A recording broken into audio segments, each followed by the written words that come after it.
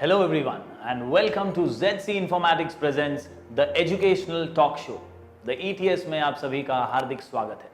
Friends, life is not a problem to be solved. It is a reality to be experienced. जी हाँ दोस्तों, अनुभवों से भरी हुई जिंदगी और ये अनुभव अक्सर हम चाहते हैं कि सुखद और अच्छे हों. और सुखद और अच्छे अनुभवों के लिए दो चीजें बहुत जरूरी होती हैं. एक अच्छा और स्किलफुल एजुकेशन और दूसरी अच्छी नौकरी. आज का हमारा एजुकेशनल टॉक शो इन्हीं दो चीजों पर रोशनी डालेगा. आज हमारे साथ हैं professor Ramakrishna Rawool ji, IIKD Indian institute of knowledge and development के मैनेजिंग डायरेक्टर फाउंडर. पिछले 5 सालों से यंगस्टर्स को नॉलेज और skillful employment oriented job ready करने के इन प्रयासों के लिए उन्हें काफी माना जाता है. वसई विरार में उनके ये प्रयत्नों के लिए उन्हें कई सारे अवार्ड्स मिले हैं. उन्हीं में से 2 अवार्ड्स काफी उल्लेखनीय हैं. Research excellence academic award 2018, global education excellence award 2019. दोस्तों, Ram sir has 16 years of experience of working with corporates like Aditya Birla group, Sun Pharma and Kotak Mahindra. तो आइए देखते हैं ये खास मुलाकात हमारे सहयोगी सलीम मेमन और प्रोफेसर राम के साथ. Welcome our subscribers and viewers, our students to the educational talk show by ZC Informatics. आज हमारे साथ है हमारे सब्जेक्ट एक्सपर्ट राम सर, जो कि हमारे स्टूडेंट्स को, व्यूवर्स को और सब्सक्राइबर्स को MPSC और UPSC के बारे में गाइडेंस देंगे. Welcome Ram sir. Hello sir. Educational talk show ZC Informatics. Sir, यहाँ पर देखा गया है कि MPSC और UPSC के लिए स्टूडेंट्स के दिमाग में कुछ डेंजर्स है. मतलब स्टूडेंट्स के दिमाग में कुछ चीजें भरी हुई है जिसको साफ करना बहुत जरूरी है. जैसे उनके दिमाग में है कि भाई MPSC UPSC देंगे तो रिजर्वेशंस वाले जो है वो पास हो जाएंगे, हम फेल हो जाएंगे. फिर स्टूडेंट के दिमाग में ये है कि भाई कम अटेम्प्ट्स है, क्लियर कर पाएंगे कि नहीं कर पाएंगे. फिर मेरा एक स्टूडेंट था कॉमर्स स्ट्रीम से, मैं कॉमर्स में पढ़ाता हूँ, आई टीच फाइनेंस. तो मेरा एक स्टूडेंट था जिसको 84% TY BCom में मिले. जैसे उसको TY BCom में 84% मिले, he was very happy. And finally एक इंटेलिजेंट स्टूडेंट डिस्कवर हो चुका था फैमिली में. तो अड़ोस पड़ोस वाले जैसे गाइडेंस देते हैं, तो उसको किसी ने गाइडेंस दिया कि भाई MPSC कर लो, UPSC के एग्जाम दे दो. तो फाइनली एक दिन मेरे पास आया मिठाई विठाई लेकर, मेरे को बोलता सर MPSC करना है. मैंने बोला ठीक है. चला गया. 2 साल के बाद मेरे को आके मिलता है एक दिन, मेरे को बोलता है सर MCOM का फॉर्म भरना है. मैंने बोला क्यों है सर, तुम तो MPSC UPSC का एग्जाम दे रहे थे. बोलते सर वो क्लियर नहीं कर पाया, अभी MCOM देना है. तो कॉमर्स का इतना ब्रिलियंट स्टूडेंट जो 84% कॉमर्स में निकालता है, वो MPSC UPSC के एग्जाम क्लियर नहीं कर पाता है. तो फिर आप हमारे सब्सक्राइबर्स को, व्यूअर्स को और स्टूडेंट्स को क्या गाइडेंस देंगे इसके बारे में? सर, सबसे पहले आपका क्वेश्चन में सुनने के बाद मुझे ये लग रहा है कि आपके जो स्टूडेंट ने UPSC के लिए एडमिशन्स लिया, UPSC का प्रिपरेशन स्टार्ट किया, विलिंगली इसलिए नहीं किया है. शायद किसी ने उसको एडवाइस कर दिया और वो चला गया. राइट. कैसे होता है सर, ये जो UPSC या MPSC का जो पैटर्न रहता है, स्टूडेंट को पहले समझना बहुत ज़रूरी है कि भाई इसके लिए मुझे कितना मेहनत करना चाहिए, कितना स्टडी करना चाहिए, ये पहले समझना बहुत ज़रूरी है. और उसके लिए एक टाइम ड्यूरेशन रहता है. कैसे होता है सर कि एक एग्जाम्पल लेते हैं UPSC.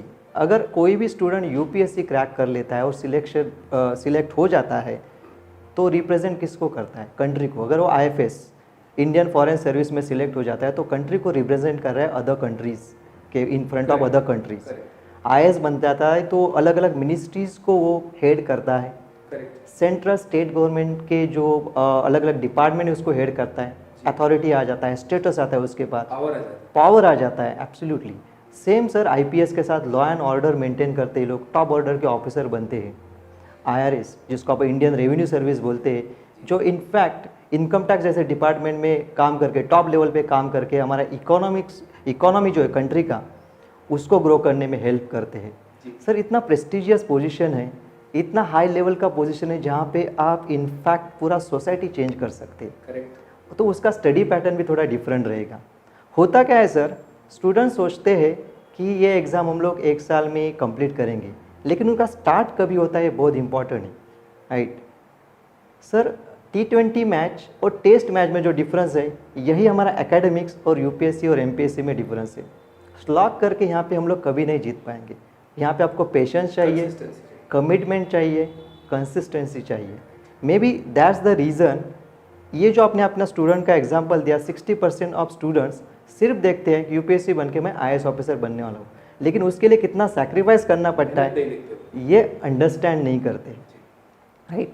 शायद ये रीज़न हो सकता है। सो मुझे ऐसे लगता है कि अगर कोई बंदा यूपीएससी एमपीएससी के लिए जाता है तो पहले समझ लेना चाहिए कि उसको स्टडी कैसी करनी चाहिए, उसका पैटर्न क्या है, उसको कितना टाइम उसमें इन्वेस्ट करना चाहिए। आपके क्वेश्चन में और एक सर आया था कि रिजर्वेशन की वजह से स्टूडेंट्स को एक इनिबिशन रहता है कि हम लोग सिलेक्ट हो गए कि नहीं। जी सर, रिजर्वेशन तो है, डेफिनेटली है, बट इफ़ यू सी 50% तो जनरल कैटेगरीज के लिए है, जी राइट। अगर हमारे में काबिलियत है तो जनरल के भी बहुत सारे सिलेक्ट हो जाते हैं, ऑलमोस्ट 50% लोग वहाँ सिलेक्ट हो जाते हैं। सो नॉट नेसेसरी कि भाई सबके सब पोस्ट सबको मिल रही। ऑफकोर्स जो रिजर्वेशन, जो कॉन्स्टिट्यूशन ने जिसको रिजर्वेशन दिया उसके पीछे कुछ रीज़न है। अगर हम उसको डिस्कशन करना शुरू किया तो शायद उसका टाइम और हो सकता है, सो उसको हम लोग टच नहीं करते, बट उसका कुछ रीज़न है। सो जो जनरल कैटेगरीज है उनके लिए भी ऑलमोस्ट 50% सीट्स वहाँ पे अवेलेबल है। सेकंड थिंग, अटेम्प्ट की बात करते हैं सर। अटेम्प्ट ऑलमोस्ट 6 अटेम्प्ट आपको मिल जाते हैं जब भी आप यूपीएससी के लिए एग्ज़ाम देते हो, and that is enough I think, right. इतने सारे अटेम्प्ट, क्योंकि अगर हमें एकेडमिक्स जाना है तो एक साल में अगर एग्ज़ाम हम फेल हो जाते तो हमें एक साल हमारा बर्बाद हो जाता है, लेकिन यहाँ पे आपको 6 अटेम्प्ट मिल जाते हैं। सो ओवरऑल अगर देखा जाएगा सर, स्टूडेंट को जब ये इस एमपीएससी या यूपीएससी के लिए जाना चाहिए रहता है तो ये सब कंडीशन ध्यान में रखते हुए और सबसे पहले सिलेबस पैटर्न देखने के बाद, एग्ज़ाम पैटर्न देखने के बाद ही आगे जाना चाहिए। एंड एक बात आपने बोली, बहुत अच्छी बात बोली कि एक आउटस्टैंडिंग स्टूडेंट जिसको 84% प्लस मिले हैं, उसके 2 साल इसमें वेस्ट हो गए। सर वेस्ट नहीं होते सर, यूपीएससी ये एक प्रोसेस है व्यक्ति से व्यक्तिमत्व बनाने की, person to personality. And I am sure ये 2 साल में उसका जो पर्सनैलिटी डेवलप हुआ रहेगा वो एक डिफरेंट थिंग है। वो कोई डिग्री लेकर शायद नहीं बन सकता है, कि ओवरऑल पर्सनैलिटी ग्रूम होती है। तो मतलब आपका बोलने का मतलब ये है कि अगर एमपीएससी और यूपीएससी के एग्जाम्स देने हैं तो there should be proper plan, there should be proper planning, और एक गाइड के साथ एमपीएससी और यूपीएससी देना चाहिए। एब्सोल्युटली सर, एब्सोल्युटली, बराबर है। यस, ठीक है, तो अपन जाएंगे अभी नेक्स्ट क्वेश्चन के ऊपर।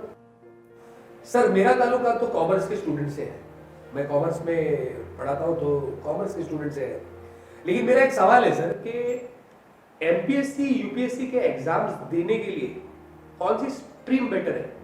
मतलब एक आर्ट्स का स्टूडेंट एमपीएससी यूपीएससी एग्जाम में कंफर्टेबल रहेगा कि कॉमर्स का स्टूडेंट कि साइंस का स्टूडेंट, और क्यों? सर अगर एमपीएससी यूपीएससी का पैटर्न, एग्जाम पैटर्न या जो उसमें कंटेंट आप देखते हो तो मोस्टली जो सब्जेक्ट रहेंगे geography, history, polity, science, technology, इस टाइप के सब्जेक्ट रहते हैं जो जनरल अवेयरनेस या may be general studies based रहते हैं। वैसे देखा जाएगा तो आर्ट्स को ये सब्जेक्ट कवर हो जाते हैं, राइट। थ्योरी रहती है, यूपीएससी में जो डिस्क्रिप्टिव क्वेश्चन रहते हैं, बट नॉट नेसेसरी कि आर्ट्स को स्टूडेंट को यूपीएससी करना चाहिए या बीकॉम के या बीएससी को नहीं जाना चाहिए। हमें ये देखना चाहिए कि ग्रेजुएशन तक स्टूडेंट को जिसमें इंटरेस्ट है, जो स्ट्रीम में इंटरेस्ट है, वो उसने परस्यू करनी चाहिए। अगर स्टूडेंट को कॉमर्स में इंटरेस्ट है और उसको यूपीएससी करना चाहता तो उसको कॉमर्स कंटिन्यू करते करते यूपीएससी का प्रिपरेशन करना चाहिए। इसलिए करना चाहिए कि उसका एक जो प्लान बी है वो भी रेडी रह जाता है। कि अनफॉर्चुनेटली सर अल्टीमेटली क्या होता है सर, एम्प्लॉयमेंट के लिए एजुकेशन लिया जाता है, all most of the student और मिडिल क्लास फैमिली से रहते हैं। सो उसको जिसमें इंटरेस्ट है वो कंटिन्यू करेगा तो आगे चल के शायद उसमें वो करियर कर सकता है। अनफॉर्चुनेटली अगर इसमें सक्सेसफुल नहीं होता है तो सेकंड थिंग ये रहती है सर, जैसे बीकॉम स्टूडेंट है या बीएससी स्टूडेंट्स हैं, उन्होंने अगर इवन एवरी डे, जैसे ये सब्जेक्ट है ज्योग्राफी, हिस्ट्री, पॉलिटी, वो एवरीडे थोड़े थोड़े भी रीड करना शुरू कर दिया और उसमें एक रीडिंग एबिलिटी या रीडिंग कैपेसिटी खुद की बढ़ाई, या मे भी बोल सकता है कि न्यूज़पेपर पढ़ना, न्यूज़ चैनल देखना, ये भी किया FY SY TY तक, तो भी इनफ रहता है। या इवन ग्रेजुएशन के बाद स्टार्ट किया तो उनको फुल टाइम तो वही स्टडी करनी है, ओनली उनको रीडिंग कैपेसिटी या रीडिंग उसको इंटरेस्ट होना चाहिए, रीडिंग हैबिट बिल्डअप करना, यस, बिल्डअप करनी चाहिए उसने। सो अगर देखा जाएगा तो यूपीएससी के पैटर्न में ऑप्शनल सब्जेक्ट भी रहते हैं, जहाँ पे अगर कॉमर्स का स्टूडेंट है तो अकाउंट ले सकता है या अदर उसका जो भी कॉमर्स के पैटर्न ले सकता है। साइंस का student botany, geography, history, chemistry ऐसे 2 पेपर भी आगे ले सकता है जो ऑप्शनल सब्जेक्ट उसमें आगे दिए गए उसके स्पेशलिटी के हिसाब से। सो ओवरऑल अगर मुझे बोलना है तो मैं आपको ये बताऊँगा सर कि जनरल ग्रेजुएशन जो है जैसे आर्ट्स, कॉमर्स, साइंस, इसको अगर स्टूडेंट जाता है अगर उसको एमपीएससी यूपीएससी करना है तो उसको सोचने का ज़रूरत नहीं आर्ट्स में जाऊँ, कॉमर्स में जाऊँ या मैं साइंस के लिए जाऊँ। लेकिन उसको अगर मेडिसिन करना है या इंजीनियरिंग के लिए जाना है तो उसको एडिशनल स्टडी करने के लिए टाइम कम मिल जाता है, राइट। बट अगेन इसके पीछे मैं ये भी आपको बताना चाहूँगा कि बहुत सारे इंजीनियर्स भी ने यूपीएससी क्लियर किया है, मेडिकल जिन्होंने किया है जो एमबीबीएस बन के भी उन्होंने यूपीएससी क्रिएट किया है। So it doesn't matter, ultimately sir interest matter करता है। जैसे मैं आपको पहले एक्सप्लेन कर चुका हमारे प्रीवियस क्वेश्चंस के ऊपर। सो स्टूडेंट का अगर जो इंटरेस्ट है, जिस स्ट्रीम में इंटरेस्ट है वो कंटिन्यू करते हुए इसका प्रिपरेशन किया तो that will be better I think. तो अपन ये क्वेश्चन को ऐसे कंक्लूड कर सकते हैं कि कोई भी स्ट्रीम का स्टूडेंट हो, आर्ट्स, कॉमर्स, साइंस, वो एमपीएससी यूपीएससी के एग्जाम्स के लिए जा सकता है, लेकिन उसका वाई क्लियर होना चाहिए कि वो एमपीएससी यूपीएससी क्यों कर रहा है। एब्सोल्युटली सर, परफेक्टली आपने कंक्लूड कर दिया। सर अब मेरा वाई क्लियर हो गया कि मेरे को एमपीएससी यूपीएससी के एग्जाम्स देने हैं। तो अब सवाल ये आता है कि मैं प्रिपरेशन कब से स्टार्ट करूं। मतलब मैं स्कूल लेवल की जब पढ़ाई कर रहा हूं, जब स्कूल लेवल की पढ़ाई कर रहा हूं तभी से मेरे दिमाग में यूपीएससी एमपीएससी होना चाहिए कि एसएससी क्लियर करने के बाद, कि 12th क्लियर करने के बाद, कि आफ्टर ग्रेजुएशन प्रिपरेशन स्टार्ट करना है। मतलब प्रिपरेशन कौन से पॉइंट पे स्टार्ट करना है सर? देखो सर, जिस दिन स्टूडेंट का वाई क्लियर हो जाता है प्रिपरेशन उसी दिन स्टार्ट होनी चाहिए आइडियली। भले वो स्कूल लेवल पे हो या ग्रेजुएशन कंप्लीट किया हो, उसी दिन से उसे स्टार्ट करनी चाहिए। बट जैसे मैंने आपको पहले बताया sir, UPSC is all about person to personality, और उसका प्रिपरेशन तो पहले से स्टार्ट होना, जितना जल्दी वो स्टार्ट हो सके उसका उसके बिहेवियर में आ जाएगा। फिर भी कितना जल्दी? आइडियली स्टूडेंट का प्रिपरेशन, अगर उसका डिसीजन, देखो क्या होता है सर, 10th तक डिसीजन पेरेंट्स ले ले, स्टूडेंट को इतना मैच्योरिटी नहीं रहता कि मुझे करियर में क्या करना चाहिए, मोस्ट ऑफ द स्टूडेंट के। सो आइडियली स्टार्ट करना चाहिए उसने 12th के बाद, जब वो FY में आ जाता है तभी उसका डिसीजन होना चाहिए कि मैं अभी यूपीएससी का प्रिपरेशन करना चाहता हूँ या करने वाला हूँ। और उसी समय अपना ग्रेजुएशन परस्यू करते समय उसने ओवरऑल ग्रोथ के ऊपर ध्यान देना चाहिए। ओवरऑल ग्रोथ मीन्स उसको अपना नॉलेज बढ़ाना चाहिए, रेगुलर बेसिस पे रीडिंग हैबिट बढ़ानी चाहिए, मे बी कॉलेज के एक्स्ट्रा करिकुलर एक्टिविटी में पार्टिसिपेट करना चाहिए। ओवरऑल जो पर्सनैलिटी ग्रूमिंग उसके वहाँ से स्टार्ट हो जाती है। But most of the time sir student decision लेता है ग्रेजुएशन के बाद भी, बट जब ग्रेजुएशन के बाद डिसीजन लेता है तो उसको एक सब्सटेंशियल टाइम खुद को देना चाहिए। उसको ये सोचना चाहिए कि उसका फैमिली उसको कितना टाइम देने वाला है। बहुत सारे स्टूडेंट मिडिल क्लास फैमिली से आ जाते हैं, मे बी फैमिली एक्सपेक्ट करती है कि ग्रेजुएशन के बाद वो कोई जॉब करे और इनकम स्टार्ट हो जाए। इन सिनेरियो में उसने फैमिली के साथ डिस्कस करके ये देखना चाहिए कि उसको कितना टाइम मिलने वाला है एग्ज़ाम्स के प्रिपरेशन के बाद। सो उसी ऊपर उसका डिसीजन डिपेंड रहता है कि कभी उसने आगे जाना चाहिए। बट आइडियली अगर आप मुझे पूछते हो तो 12 जैसे हो जाता है उसका प्रिपरेशन यूपीएससी एमपीएससी जैसे एग्ज़ाम के लिए शुरू होना चाहिए। करेक्ट। तो अपना ये क्वेश्चन को अपन ऐसे ऐड करते हैं कि जिस दिन से मेरा वाई क्लियर हो जाता है ऑटोमेटिकली मैं प्रिपरेशन के अंदर आ जाता हूँ। करेक्ट। एंड फाइनली कोई भी पॉइंट गलत नहीं है, एसएससी के बाद भी स्टार्ट कर सकते हैं, 12th के बाद भी स्टार्ट कर सकते हैं, और टीवाई के बाद भी एमपीएससी यूपीएससी के एग्जाम्स का सोच सकते हैं। स्टार्ट। सर हाल ही में मैं एक स्टूडेंट से मिला था, मेरे बहुत टैलेंटेड था, जनरल नॉलेज भी अच्छा है, मैथमेटिक्स भी अच्छा है उसका। तो फाइनली उसको मैंने बोला अरे यार एमपीएससी यूपीएससी के एग्जाम ट्राई कर, मतलब कुछ पोस्ट पे जाएगा तो हमारे भी काम आएगा। तो बोला सर नहीं सर, उसमें 24 घंटा पढ़ना पड़ता है। ये शायद एक मिसकंसेप्शन है बच्चों के बीच में कि एक्चुअली ऐसे ही होता है कि पूरा दिन लगा देना पड़ता है एमपीएससी यूपीएससी के लिए। तो मैं आपसे सवाल ये करूंगा कि स्टडी आवर्स कितने होने चाहिए, स्टूडेंट कितना टाइम पढ़ना चाहिए, प्रिपरेशन कितना देना चाहिए, कितना अपने आप को डिवोट करना चाहिए एमपीएससी यूपीएससी के लिए? बहुत इंपॉर्टेंट क्वेश्चन है स्टूडेंट के लिए, सर स्टडी और कितना होना चाहिए। ये आपने सही बताया कि ये एक गलत फहमी है कि अगर यूपीएससी एमपीएससी करना है तो मुझे 24/7 वो बुक लेके ही बैठना पड़ेगा। आइडियली सर आप देखा जाएगा तो 24 आवर्स बुक लेके बैठने की ज़रूरत नहीं, आपका active study 8 hours is enough. 8 hours.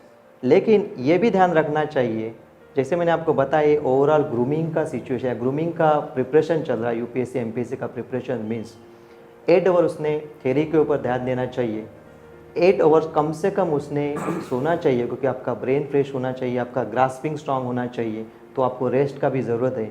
And remaining 8 hours you should be socially active. I mean to say socially active मतलब सोशल मीडिया पे एक्टिव नहीं है, WhatsApp and Facebook. No no not on WhatsApp and Facebook, but you should interact with the people, should understand भाई society में मेरे क्या हो रहा है, किस तरह से हो रहा है, मे बी अदर जो एक्टिविटीज़ है जो सोसाइटी में हो रही है उसको में पार्टिसिपेट करना चाहिए, मे बी पब्लिक स्पीकिंग जैसे फोरम पे उन्हें जाना चाहिए, मे बी जो कैंप्स जो रहते हैं सोसाइटी अरेंज करती है या कोई सोशल एक्टिविटी उसमें पार्टिसिपेट करना चाहिए, और ओवरऑल ग्रूमिंग के ऊपर ध्यान देना चाहिए। और स्टडी जो 8 आवर्स इनफ है, उसका कुछ ज़्यादा टेंशन, लेकिन वो 8 hours again I am telling you active study होनी चाहिए, पूरा फोकस उसके ऊपर होना चाहिए, नहीं तो बुक सामने पकड़ा है और वर्ल्ड टूर के लिए निकल गए, ऐसा नहीं होना चाहिए। तो फाइनली वी कैन कंक्लूड कि quantity of study is not important over here, quality 8 hours quality study is important to crack MPSC and UPSC yes examination. Absolutely sir. Finally sir, अभी आज तो अपन ने जो पोजीशन पे डिस्कशन किया है, जो पॉइंट पे डिस्कशन किया है, तो बहुत सारे स्टूडेंट्स के दिमाग में रहेगा कि एमपीएससी करना है, यूपीएससी करना है, तो उसका एग्जाम पैटर्न डिस्कस करें आज। अभी डिस्कस करना चाहिए एग्जाम पैटर्न की? नहीं सर ज़रूर कर सकते हैं, बट एक लेंदी प्रोसेस, क्योंकि एग्जाम पैटर्न डिस्कस करते करते में भी ज़्यादा टाइम जा सकता है। तो मैं क्या करता हूँ, आपको मैं एक लिंक प्रोवाइड करता हूँ जहाँ पे कंप्लीट पीपीटी अवेलेबल रहेगा, एग्जाम पैटर्न क्या है, कौन से पेपर। ठीक है, तो फिर हमारे सब्सक्राइबर्स के लिए, व्यूअर्स के लिए हम लोग क्या करेंगे, वो लिंक को ये इंटरव्यू के अंदर अटैच कर देंगे डिस्कशन। यस, तो that will be better for student, right. Finally sir, conclude करने से पहले एक सवाल है, जैसे मेरा वाई क्लियर है कि मुझे एमपीएससी यूपीएससी क्यों करना है, क्योंकि मुझे पावर चाहिए, मुझे अथॉरिटी चाहिए, फिर मैं क्वालिटी टाइम भी देना चाहता हूँ स्टडीज पे, मैंने डिसाइड कर लिया कि भाई 8 आवर्स क्वालिटी टाइम दूंगा। इन शॉर्ट, जो स्टूडेंट्स एमपीएससी यूपीएससी करने का डिसाइड कर चुके हैं, ऐसे स्टूडेंट्स को आप अभी सजेशन क्या देंगे? आपका कुछ मतलब एक मशवरा या तो राय जो उनको काम आए। एक बार अपना डिसीजन हो जाता है कि मुझे इस टाइप के एग्ज़ाम देने एमपीएससी यूपीएससी के टाइप के, तो डेफिनेटली होल हार्टेडली एफर्ट देना ही चाहिए, राइट, कंटिन्यूटी में उसमें रहना ही चाहिए। लेकिन मैं स्टूडेंट को ये सजेस्ट करना चाहूँगा, क्या होता है कि ये एग्ज़ाम्स टफर लेवल पे रहते हैं और समटाइम्स हम वहाँ तक पहुँचने में थोड़े पीछे रह जाते हैं, और इस समय हमारे मन में ये भी आ जाता है कि मैंने 2 साल 3 साल मेरे अभी मैं आगे क्या करूँ। जैसे वो अपन ने फर्स्ट एग्जाम्पल में लिया था वो लड़के का, 2 साल के बाद वो डिसाइड किया, राइट? करेक्ट, तो उस सिचुएशन नहीं आनी चाहिए। इसलिए अगर हम लोग देखते हैं कि अदर एग्ज़ाम्स भी रहते हैं, जैसे अगर एमपीएससी की बात करें तो एमपीएससी के क्लास सी या क्लास बी के एग्ज़ाम रहते हैं, कंपेरेटिवली ईजी रहते हैं। उसके साथ साथ बैंकिंग के एग्ज़ाम रहते हैं, बैंकिंग के एग्ज़ाम वैकेंसी भी बहुत ज़्यादा आ जाते हैं। स्टाफ सिलेक्शन कमीशन के रहते हैं, जहाँ पे सेंट्रल गवर्नमेंट को आप रिप्रेजेंट कर रहे हो, वहाँ पे ग्रेड भी ऑफिसर बन जाते हो अलग अलग डिपार्टमेंट में। सो इसके एग्ज़ाम में और एमपीएससी यूपीएससी में ये डिफरेंस रहता है, एमपीएससी और यूपीएससी ये जनरल एबिलिटीज़ टेस्ट, जो जनरल अवेयरनेस टेस्ट के ऊपर ज़्यादा ये रहता है, जनरल स्टडीज़ के ऊपर ज़्यादा डिपेंड रहता है। Whereas banking exam, staff selection commission exam या रेलवे के एग्जाम रहते हैं, उसमें जो रीजनिंग, मैथ्स, इंग्लिश है, थोड़े टेक्निकल सब्जेक्ट रहते हैं। सो अगर when student preparing for the MPSC और यूपीएससी, उसने ये रीजनिंग, मैथ्स, इंग्लिश स्टडी जो है यो एसएससी लेवल का करना चाहिए। अगर वो एसएससी लेवल का स्टडी करते हैं तो शायद उनका प्लान बी भी रेडी हो जाता है। Correct. अगर अनफॉर्चुनेटली वो वहाँ तक नहीं पहुँच सकते यूपीएससी क्रैक करने तक या एमपीएससी तक, सो मे बी डेफिनेटली वो एसएससी, रेलवे और बैंकिंग तक तो पहुँच ही जाएंगे, और जो उनका ड्रीम है गवर्नमेंट सेक्टर में एंट्री करने का, एक अच्छे एम्प्लॉयमेंट का, वो कंप्लीट हो सकता है। एक्चुअली मेरा जो डर था एमपीएससी और यूपीएससी से, वो भी क्लियर हो चुका है आज, कि अगर समझो कोई भी स्टूडेंट एमपीएससी यूपीएससी के लिए 2 साल या 3 साल देता है, तो उसको प्लान ए के साथ साथ प्लान बी भी बनाकर चलना चाहिए। तो finally thank you sir for being with us in ZC informatics, the educational talk show. Really आपके इंटरव्यू की वजह से बहुत सारे स्टूडेंट्स एमपीएससी यूपीएससी में करियर बनाएंगे, और हो सकता है ये इंटरव्यू के बाद बहुत सारे लोग जो आगे जाके आईपीएस ऑफिसर बनेंगे या एमपीएससी से करियर बनाएंगे या यूपीएससी से करियर बनाएंगे, वो लोग एक कमेंट करेंगे कि हमने एजुकेशनल टॉक शो देखा था। Thank you sir, thank you for being at ZC। Welcome sir.